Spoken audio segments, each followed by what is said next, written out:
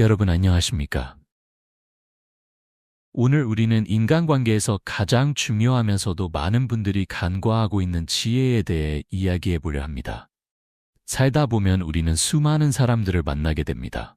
가족, 친구, 직장 동료, 이웃. 그 모든 관계 속에서 우리는 끊임없이 선택의 기로에 서게 되지요. 진실을 말할 것인가, 아니면 침묵할 것인가, 모든 것을 드러낼 것인가, 아니면 조금은 감출 것인가. 많은 분들이 정직이 최선의 정책이라고 말합니다. 물론 틀린 말은 아닙니다. 하지만 세상을 살아가다 보면 때로는 모든 진실을 말하는 것이 오히려 관계를 해치고 상처를 주며 불필요한 갈등을 만들어내는 경우가 있습니다. 오늘 우리가 나눌 이야기는 바로 그런 것입니다. 누구를 만나든 절대로 솔직하게 말하면 안 되는 5가지. 이것들을 지혜롭게 감추고 적절히 거짓말을 할 줄 아는 사람만이 진정으로 깊고 오래가는 관계를 맺을 수 있습니다. 혹시 거짓말을 하라니 그게 무슨 말인가 라고 의아해하시는 분들도 계실 겁니다. 하지만 끝까지 들어보시면 이것이 단순한 거짓말이 아니라 관계를 지키기 위한 깊은 지혜라는 것을 이해하시게 될 것입니다. 만약 오늘 영상이 유익하셨다면 구독 버튼을 눌러주시고 좋아요와 댓글도 부탁드립니다. 여러분의 관심과 응원이 더 많은 분들에게 좋은 정보를 나누는데 큰 힘이 됩니다. 그럼 이제 본격적으로 시작해 볼까요? 첫 번째, 당신의 진짜 재력을 절대 말하지 마세요. 여러분, 돈 이야기를 꺼내는 순간 사람들의 태도가 어떻게 변하는지 경험해 보신 적 있으신가요? 서울 강남구에 사는 김 선생님의 이야기를 들려드리겠습니다. 김 선생님은 평생 성실하게 일하며 모은 재산이 상당했습니다. 아파트 2채와 상가 건물 하나를 소유하고 계셨지요. 어느 날 오랜 친구들과의 모임에서 술 한잔 하던 중 기분이 좋아진 김 선생님은 자신의 재산 이야기를 솔직하게 털어놓았습니다. 사실 나 요즘 월세 수입만으로도 한 달에 500만 원 정도 들어와 라고 말이지요. 그날 이후 무엇이 달라졌을까요? 처음에는 친구들이 잘됐다, 축하한다며 기뻐해 주는 것처럼 보였습니다. 하지만 시간이 지나면서 이상한 일들이 벌어지기 시작했습니다. 모임 때마다 계산은 당연히 김 선생님의 몫이 되었습니다. 야, 너는 돈 많잖아.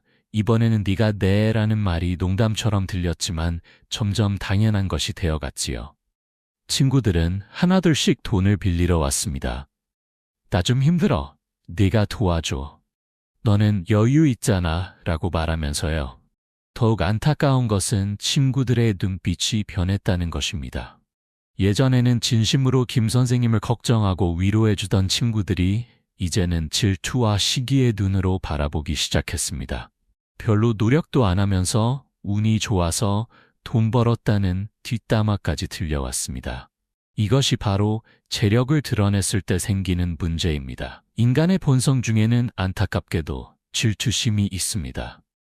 내가 가진 것보다 남이 더 많이 가지고 있다는 사실을 알게 되면 마음 한구석이 불편해지는 것이 사람의 마음입니다. 한국 속담에 사촌 이 땅을 사면 배가 아프다는 말이 있지 않습니까? 아무리 가까운 사이라도 상대방이 나보다 잘 되면 질투심이 생기는 것이 인지상정입니다.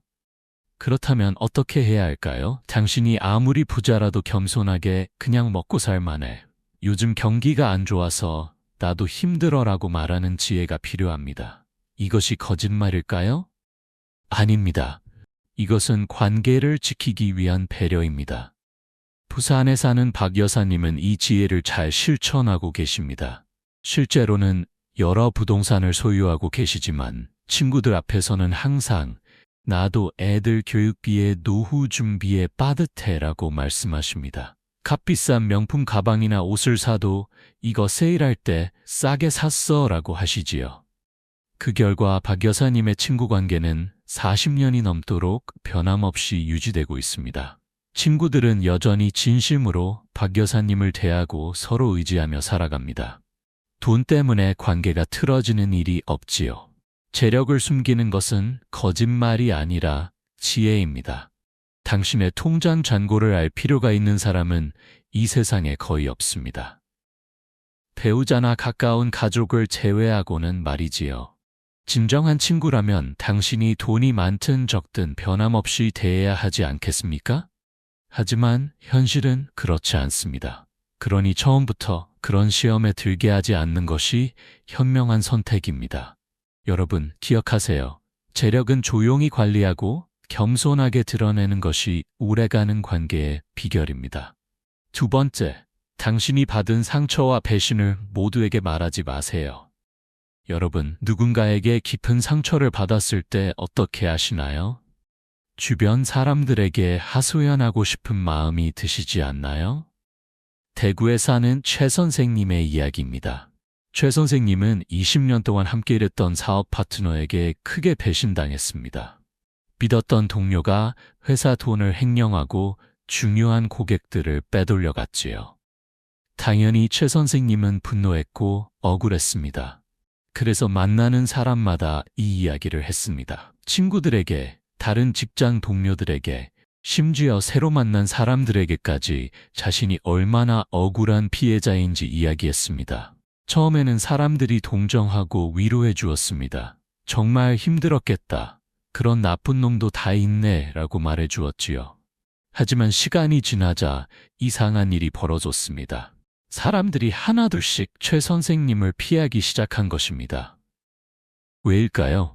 첫째, 사람들은 부정적인 이야기를 반복적으로 듣는 것을 싫어합니다. 처음 한두 번은 동정심에서 들어주지만 같은 이야기를 계속 들으면 피곤해집니다. 또 그 이야기야? 라는 생각이 들지요. 둘째, 배신당한 이야기를 자주 하는 사람은 문제가 많은 사람으로 인식됩니다. 저 사람은 왜 저렇게 배신을 많이 당할까? 뭔가 문제가 있는 거 아닐까? 라고 생각하게 됩니다. 셋째, 다른 사람의 잘못을 계속 이야기하는 사람은 신뢰를 잃습니다. 나도 저 사람과 문제가 생기면 저렇게 주변에 다 이야기하겠구나 라고 경계하게 되는 것입니다. 인천에 사는 이 여사님은 이와 반대로 행동했습니다. 남편의 외도로 이혼했지만 주변 사람들에게 자세한 이야기를 하지 않았습니다. 물어보는 사람들에게는 서로 맞지 않아서 헤어졌어요. 이제는 각자의 길을 가기로 했어요. 라고만 담담하게 말했지요. 사람들은 이 여사님의 품격에 감탄했습니다. 힘든 일을 겪고도 다른 사람을 비난하지 않고 조용히 자기 삶을 꾸려가는 모습에 존경심을 가지게 되었습니다. 오히려 더 많은 사람들이 이 여사님을 돕고 싶어 했고 진심으로 위로해 주었습니다. 이것이 바로 상처를 감추는 지혜입니다. 당신이 받은 상처는 당신의 것입니다. 모든 사람이 알 필요가 없습니다. 특히 아직 깊은 관계가 아닌 사람들에게는 더욱 그렇습니다. 물론 아무에게도 이야기하지 말라는 것이 아닙니다. 정말 가까운 한두 명의 친구나 가족에게는 털어놓아도 됩니다. 하지만 그것도 한두 번으로 충분합니다. 계속해서 과거의 상처를 들추는 것은 자신에게도 남에게도 도움이 되지 않습니다. 상처를 이야기하는 대신 어떻게 극복했는지, 무엇을 배웠는지 이야기하세요. 힘든 일이 있었지만 덕분에 더 강해졌어요. 어려움을 겪고 나니 인생을 보는 눈이 달라졌어요. 라고 말하는 것이 훨씬 매력적입니다. 사람들은 피해자보다 생존자를 존경합니다. 불평하는 사람보다 극복한 사람에게 끌립니다. 여러분, 당신의 상처를 무기로 삼지 마세요. 그것을 발판 삼아 더 높이 올라가는 모습을 보여주세요. 그것이 진정으로 당신을 빛나게 하는 방법입니다. 세 번째, 당신의 미래 계획을 함부로 말하지 마세요. 여러분, 큰 꿈을 가지고 계신가요? 멋진 계획이 있으신가요? 광주에 사는 정 선생님은 10년 동안 준비한 사업 아이디어가 있었습니다. 독특한 온라인 교육 플랫폼을 만들 계획이었지요. 너무 기뻐서 친구들과의 모임에서 이 계획을 자세히 이야기했습니다. 나 이런 사업 시작할 거야. 시장 조사도 다 했고 투자자도 물색 중이야. 1년 안에 꼭 성공할 거야. 친구들은 어떻게 반응했을까요? 일부는 응원해 주었지만 많은 사람들이 부정적이었습니다. 그게 될까? 요즘 경쟁이 얼마나 치열한데. 온라인 교육은 이미 큰 회사들이 다 하고 있잖아. 실패하면 어쩌려고? 나이도 있는데. 이런 말들을 듣고 정 선생님의 열정은 식어갔습니다. 시작하기도 전에 의욕이 꺾여버린 것이지요. 결국 그 사업은 시작도 하지 못했습니다. 반면 전주에 사는 김 사장님은 다른 방식을 택했습니다. 독특한 디저트 카페를 열 계획이었지만 아무에게도 말하지 않았습니다. 친구들이 요즘 뭐 하냐고 물어보면 그냥 이것저것 알아보는 중이야 라고만 대답했지요. 김 사장님은 조용히 준비했습니다. 레시피를 개발하고 자금을 모으고 좋은 위치를 물색했습니다. 그리고 모든 준비가 끝난 후에야 카페를 오픈했습니다. 친구들은 깜짝 놀랐습니다. 와, 너 언제 이런 준비를 했어? 이미 성공한 모습을 본 친구들은 진심으로 축하해 주었고 많은 도움을 주었습니다. 왜 계획을 미리 말하면 안 될까요? 첫째, 사람들의 부정적인 반응이 당신의 의욕을 꺾을 수 있습니다. 아무리 좋은 계획이라도 비판적인 시선을 받으면 자신감이 떨어지게 됩니다. 둘째, 계획을 말하는 것만으로 뇌가 만족감을 느낍니다. 심리학 연구에 따르면 목표를 다른 사람에게 이야기하면 마치 이미 달성한 것 같은 착각에 빠져 실제 행동력이 떨어진다고 합니다. 셋째, 누군가 당신의 아이디어를 가로챌 수도 있습니다. 세상에는 남의 아이디어를 먼저 실행하는 사람들도 있습니다. 넷째, 실패했을 때 창피함이 배가 됩니다. 그때 그렇게 큰 소리 치더니 결국 실패했네 라는 말을 듣게 되지요. 그렇다면 어떻게 해야 할까요? 계획은 가슴속에 품고 조용히 실행하세요. 말 대신 행동으로 보여주세요. 성공한 후에 이야기해도 늦지 않습니다. 물론 멘토나 전문가에게 조언을 구하는 것은 좋습니다. 하지만 불특정 다수에게, 특히 당신의 성공을 시기할 수 있는 사람들에게는 함부로 이야기하지 마세요. 나는 조용히 준비 중이야. 때가 되면 보여줄게 라고 말하는 것으로 충분합니다. 창원에 사는 한 교수님은 이렇게 말씀하셨습니다. 씨앗은 땅속 깊이 묻혀 있을 때 가장 안전하고 강하게 자랍니다. 새싹이 나오기 전에 흙을 파헤치면 죽고 맙니다.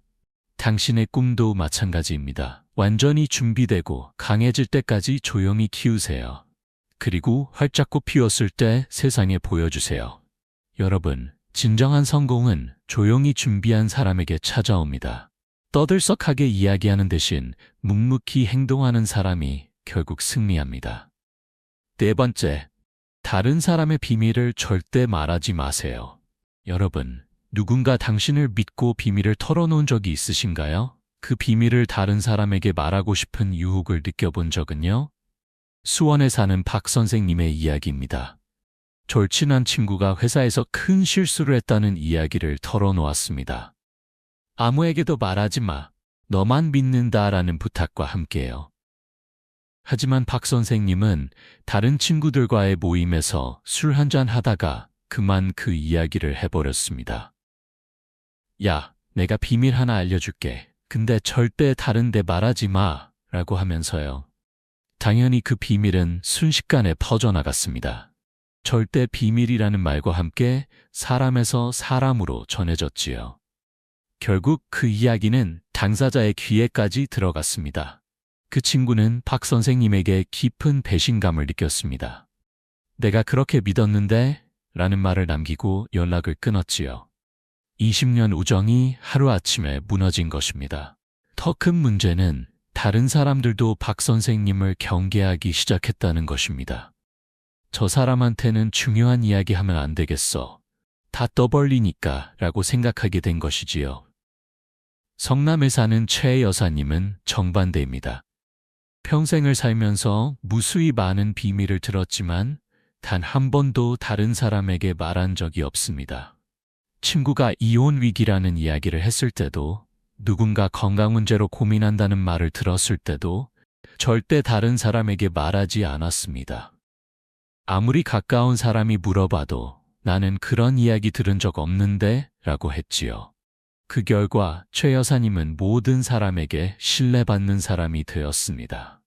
힘든 일이 생기면 사람들이 가장 먼저 찾는 사람이 바로 최 여사님입니다.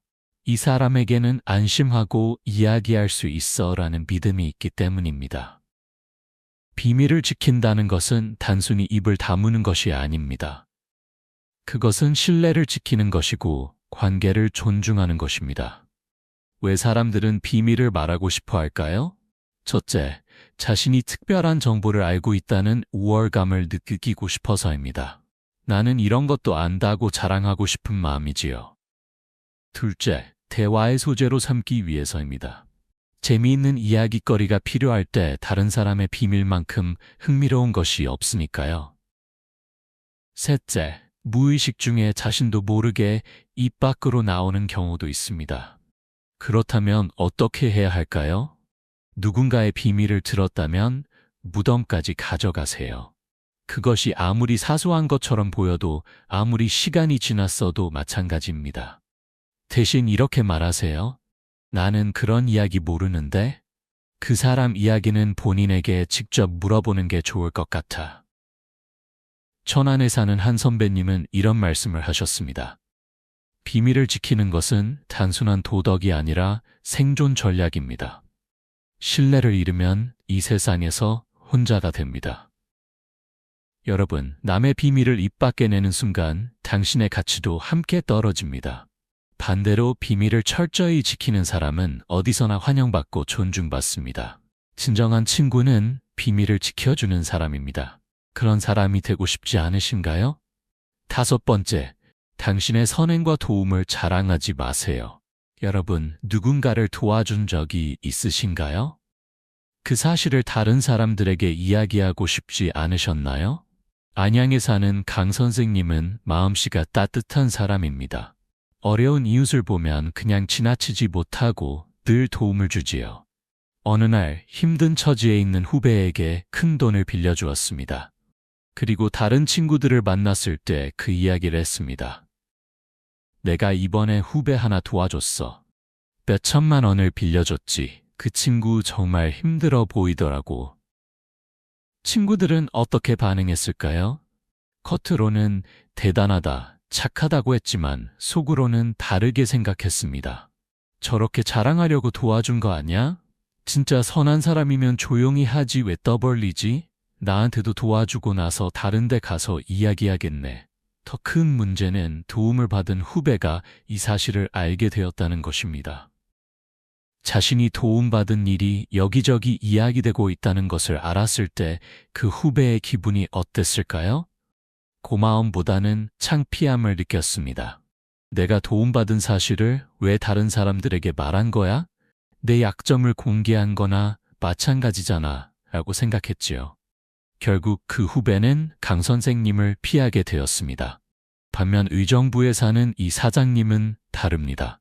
수많은 사람들을 도와왔지만 단 한 번도 그 사실을 입 밖에 내지 않았습니다. 직원이 집안 사정으로 어려움을 겪을 때 몰래 도와주었습니다. 이웃 아이가 학비가 없어 고민할 때 익명으로 장학금을 주었습니다. 친구가 사업 자금이 필요할 때 조용히 지원해 주었지요. 그리고 절대 그 사실을 다른 사람에게 말하지 않았습니다. 심지어 도움받은 사람이 고마움을 표현하려 할 때도 아니야, 나는 아무것도 안 했어. 네가 잘해서 그런 거야 라고 했습니다. 시간이 지나면서 사람들은 이 사장님의 진가를 알게 되었습니다. 직접 도움받은 사람들의 입을 통해 우연히 알게 된 사실들을 통해 이 사장님이 얼마나 많은 선행을 해왔는지 알게 된 것이지요. 사람들은 이 사장님을 진심으로 존경했습니다. 자랑하지 않는 선행이야말로 진정한 선행이라는 것을 알았기 때문입니다. 왜 선행을 자랑하면 안 될까요? 첫째, 순수함이 사라집니다. 자랑하는 순간 그 선행은 더 이상 순수한 도움이 아니라 자기 과시의 수단이 됩니다. 둘째, 도움받은 사람의 자존심을 상하게 합니다. 누구나 도움받은 사실이 널리 알려지는 것을 원하지 않습니다. 셋째, 오히려 사람들의 신뢰를 잃습니다. 저 사람은 자랑하려고 도와주는 거야 라는 인식을 주게 됩니다. 넷째, 더 이상 도움을 요청하는 사람이 없어집니다. 도와주고 나서 다른 데 가서 이야기할 텐데 차라리 안 받는 게 낫지라고 생각하기 때문입니다. 옛 성현들의 가르침을 보세요. 오른손이 하는 일을 왼손이 모르게 하라고 했습니다. 진정한 선행은 조용히 이루어지는 것입니다. 포천에 사는 한 할아버지는 평생 동안 고아원에 매달 기부를 했습니다. 50년이 넘는 세월 동안 단 한 번도 빠뜨리지 않았지요. 하지만 아무도 그 사실을 몰랐습니다. 익명으로 기부했기 때문입니다. 할아버지가 돌아가신 후에야 고아원 원장이 그 사실을 밝혔습니다. 장례식장에는 그 고아원 출신으로 성장한 수많은 사람들이 찾아왔습니다. 모두 눈물을 흘리며 감사를 표했지요. 이것이 진정한 선행의 모습입니다. 살아있을 때는 조용히, 떠난 후에 그 빛이 드러나는 것입니다. 그렇다면 어떻게 해야 할까요? 누군가를 도왔다면 그 사실을 영원히 잊으세요. 아니, 애초에 도와준다는 생각조차 하지 마세요. 그냥 당연한 일을 했다고 생각하세요. 다른 사람이 물어보면 나는 아무것도 안 했는데 그 사람이 스스로 잘 해낸 거야 라고 대답하세요. 도움받은 사람이 고마워하면 천만에 나도 예전에 누군가에게 도움받았어. 이제 네가 다른 사람을 도와주면 돼 라고 하세요. 여주에 사는 한 기업가는 이렇게 말했습니다. 선행은 씨앗과 같습니다. 땅에 뿌린 후 잊어버려야 합니다. 자꾸 파헤쳐 확인하면 싹이 트지 않습니다. 여러분, 진정한 선행은 대가를 바라지 않습니다. 인정받으려 하지도 않습니다. 조용히 도와주고 조용히 물러나는 것, 그것이 가장 아름다운 도움의 방식입니다. 남을 돕고 나서 자랑하는 사람은 박수를 받을지 모르지만 존경받지는 못합니다. 반대로 조용히 돕는 사람은 당장 알아주지 않아도 결국 모든 사람의 마음속에 남게 됩니다. 이 5가지를 실천하면 일어나는 놀라운 변화. 여러분, 지금까지 우리는 5가지 거짓말에 대해 이야기했습니다. 재력을 숨기고, 상처를 감추고, 계획을 비밀로 하고, 남의 비밀을 지키고, 선행을 자랑하지 않는 것. 이것들이 정말 거짓말일까요? 아닙니다. 이것은 지혜입니다. 관계를 지키고 다른 사람을 배려하며 자신을 보호하는 삶의 지혜입니다. 서울 종로구에 사는 윤 할아버지는 이 5가지를 평생 실천해 오셨습니다. 올해 85세이신 윤 할아버지 주변엔 항상 사람들이 가득합니다. 젊은 시절부터 알고 지낸 친구들, 이웃들, 후배들, 심지어 처음 만난 사람들까지 윤 할아버지를 찾아옵니다. 왜일까요? 윤 할아버지는 절대 자신의 부를 자랑하지 않았습니다. 실제로는 상당한 재산이 있지만 항상 검소하게 생활했습니다. 그래서 사람들이 편하게 다가올 수 있었지요. 돈 때문에 관계가 복잡해지는 일이 없었습니다. 윤 할아버지는 과거의 상처를 이야기하지 않았습니다. 전쟁을 겪었고 사업에 실패한 적도 있었지만 그런 이야기로 사람들을 무겁게 하지 않았습니다. 대신 긍정적인 이야기와 희망적인 메시지를 전했습니다. 윤 할아버지는 자신의 계획을 함부로 말하지 않았습니다. 무언가 시작하기 전에는 조용히 준비했고 성공한 후에야 보여주었습니다. 그래서 사람들의 부정적인 영향을 받지 않을 수 있었습니다. 윤 할아버지는 평생 수많은 비밀을 들었지만 단 한 번도 다른 사람에게 말한 적이 없습니다. 그래서 사람들은 윤 할아버지를 가장 신뢰했고 어떤 이야기든 편하게 털어놓을 수 있었습니다. 윤 할아버지는 수많은 사람을 도왔지만 절대 자랑하지 않았습니다. 조용히 도와주고 조용히 물러났습니다. 그래서 도움받은 사람들이 부담 없이 고마움을 표현할 수 있었고 진심으로 윤 할아버지를 존경했습니다. 그 결과 윤 할아버지는 85세가 된 지금도 외롭지 않습니다. 매일 누군가 찾아오고 전화가 오고 함께 식사하자는 초대가 이어집니다. 건강이 안 좋아 병원에 입원했을 때는 병실에 사람들이 넘쳐났습니다. 이것이 바로 이 5가지를 실천했을 때 일어나는 변화입니다. 부천에 사는 한 심리학 교수는 이렇게 설명합니다. 인간관계에서 가장 중요한 것은 신뢰와 편안함입니다. 상대방이 나를 신뢰하고 내 앞에서 편안해야 관계가 오래 갑니다. 이 5가지는 바로 그런 신뢰와 편안함을 만드는 핵심 원칙입니다. 재력을 숨기면 사람들이 순수하게 당신을 대합니다. 돈 때문이 아니라 당신이라는 사람 자체를 좋아하게 됩니다. 상처를 감추면 사람들이 당신을 강한 사람으로 봅니다. 피해자가 아니라 생존자로, 약한 사람이 아니라 지혜로운 사람으로 인식합니다. 계획을 비밀로 하면 방해받지 않고 목표를 이룰 수 있습니다. 부정적인 영향에서 자유로워지고 오롯이 자신의 길을 갈 수 있습니다. 비밀을 지키면 사람들이 당신을 신뢰합니다. 가장 소중한 이야기를 당신에게 털어놓고 진심으로 의지하게 됩니다. 선행을 숨기면 사람들이 당신을 진정으로 존경합니다. 거칠애가 아닌 진심에서 우러나온 존경을 받게 됩니다. 실천하기 어려울 때 기억해야 할 것들 여러분, 이런 것들을 실천하기가 쉽지 않은데요 라고 생각하실 수도 있습니다. 맞습니다. 쉽지 않습니다. 특히 우리가 살아가는 세상은 자랑하고 과시하는 것을 부추깁니다.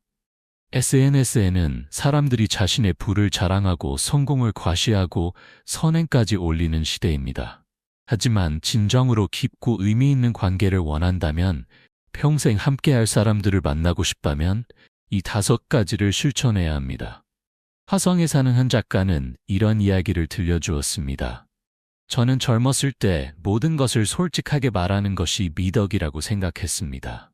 내 재산, 내 상처, 내 계획, 남의 비밀, 내 선행까지 모두 이야기했지요. 그것이 정직하고 투명한 삶이라고 믿었습니다. 하지만 나이가 들면서 깨달았습니다. 그런 식으로 살았을 때 진정한 친구가 없었다는 것을.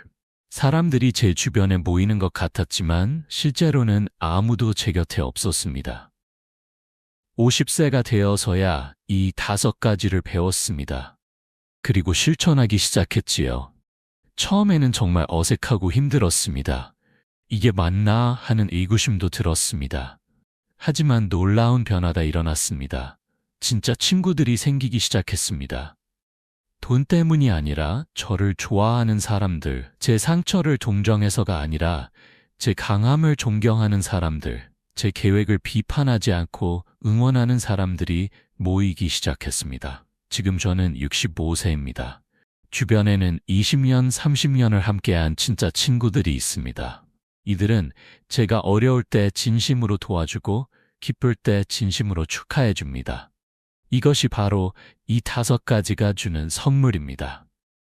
용인에 사는 한 노인정 회장님도 비슷한 이야기를 하셨습니다. 저는 이 5가지를 관계의 5가지 자물쇠라고 부릅니다.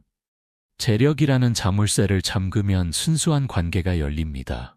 상처라는 자물쇠를 잠그면 존경받는 관계가 열립니다. 계획이라는 자물쇠를 잠그면 방해받지 않는 성공이 열립니다. 비밀이라는 자물쇠를 잠그면 신뢰받는 관계가 열립니다. 선행이라는 자물쇠를 잠그면 진정한 존경이 열립니다.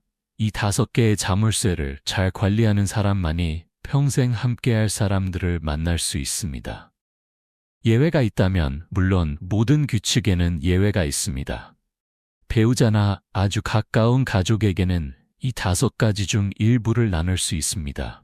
재력이나 계획에 대해서는 배우자와 공유해야 하는 것이 당연합니다. 또한 전문가의 도움이 필요할 때도 있습니다. 큰 상처로 고통받고 있다면 심리상담사나 의사에게 이야기해야 합니다. 사업 계획이 있다면 멘토나 전문가의 조언을 구해야 하지요. 하지만 이런 경우에도 선별적으로 신중하게 이야기해야 합니다.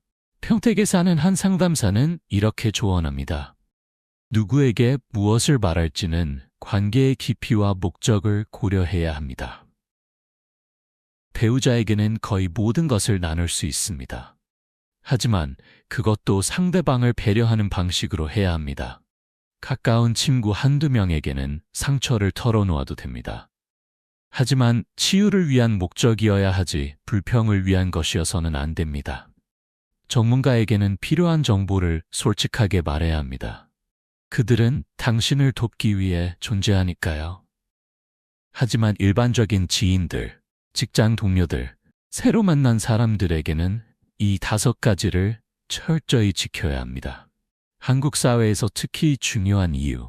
한국 사회는 다른 나라에 비해 인간관계가 매우 밀접합니다.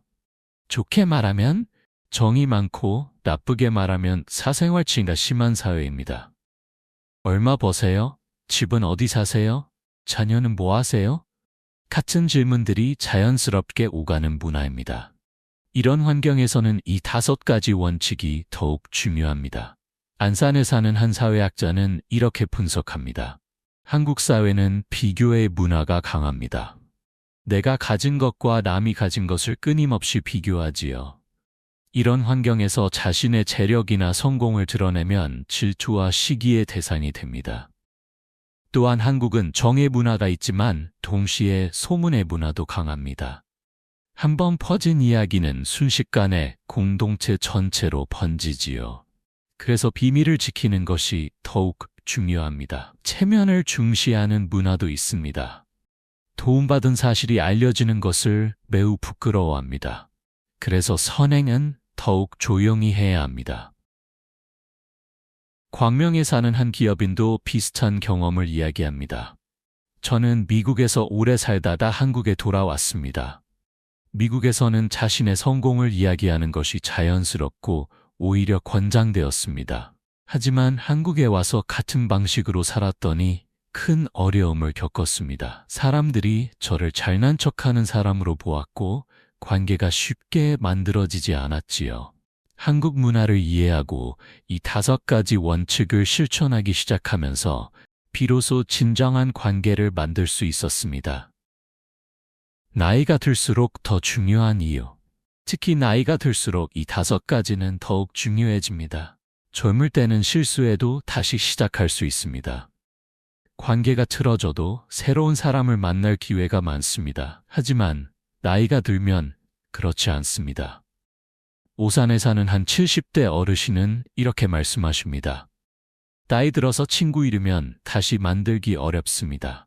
젊었을 때는 학교에서, 직장에서, 동호회에서 자연스럽게 사람을 만나지만 은퇴하고 나면 새로운 인연을 만들 기회가 별로 없지요.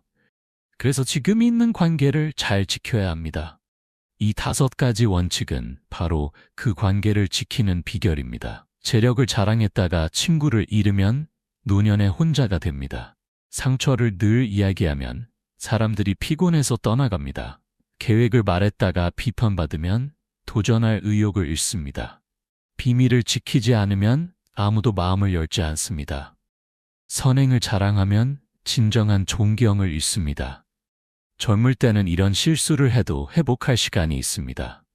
하지만 70, 80이 되어서 이런 실수를 하면 외롭게 늙을 수밖에 없습니다.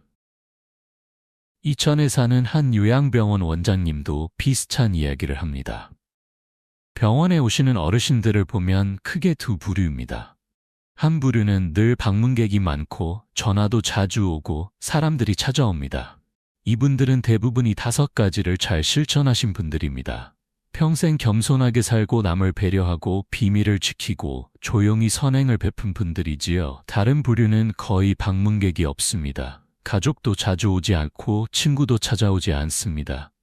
이분들 중 많은 분들이 평생 자랑하고 불평하고 비밀을 지키지 않고 과시하며 산 분들입니다. 결국 인생의 마지막에 가서 그 차이가 극명하게 드러납니다. 지금부터 실천하는 방법. 그렇다면 지금부터 어떻게 실천할 수 있을까요? 첫째, 말하기 전에 한 번 더 생각하세요. 무언가 말하고 싶을 때 잠깐 멈추고 생각해 보세요.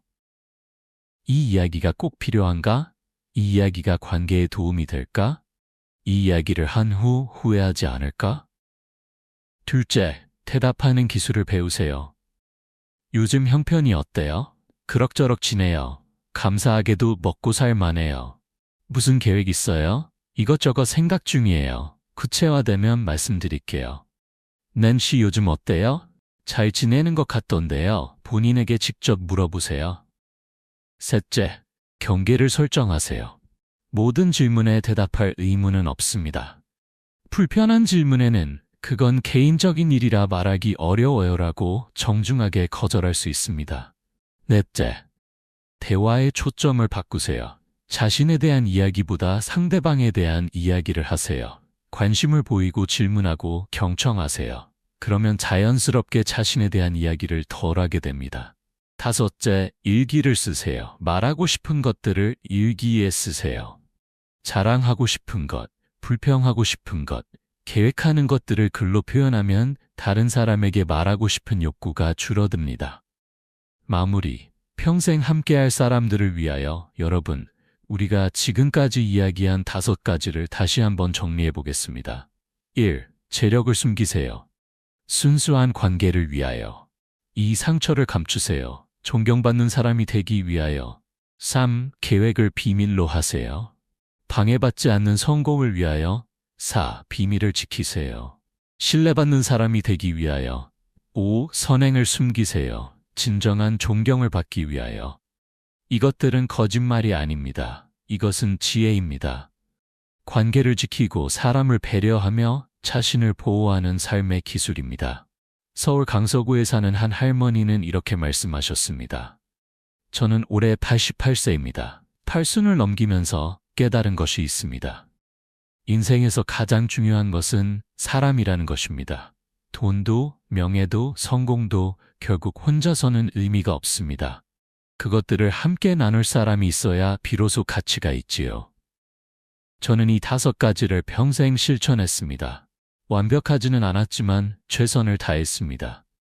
그 결과 지금 제 주변에는 50년, 60년을 함께한 친구들이 있습니다.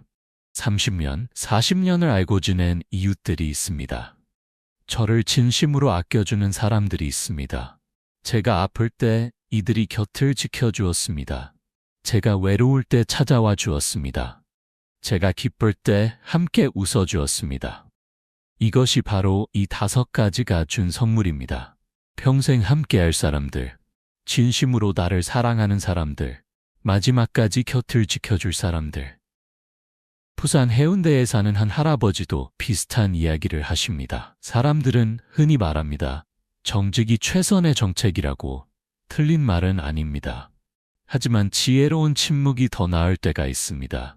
모든 진실을 말하는 것이 정직이 아닙니다.